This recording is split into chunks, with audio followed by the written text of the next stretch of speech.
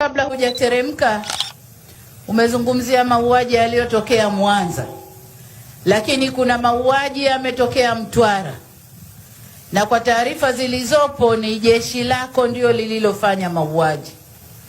Kwa maana hiyo, taarifa nilionayo ni kwamba sasa jeshi limetengeneza kamati ya kufanya uchunguzi, alafu walete taarifa.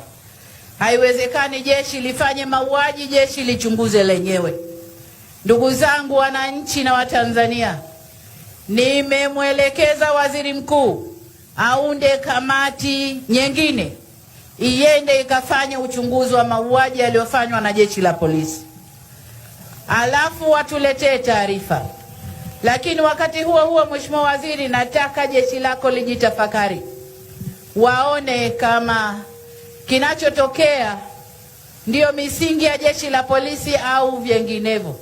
Kwa hiyo tutasubiri, ndugu wananchi, taarifa ya kamati huru itakayoundwa na Waziri Mkuu ituletee taarifa, tulinganishe na ile ya jeshi la polisi na tuone taarifa mbili zinasemaje, tuchukue hatua mwafaka. Kwa hiyo kwenye hili la mauaji, na kushukuru Mheshimiwa mbunge kwa kulileta, waziri yuko amelifafanua, lakini nami niungane na waziri kukuombeni sana wananchi kulinda amani, kuto kufanya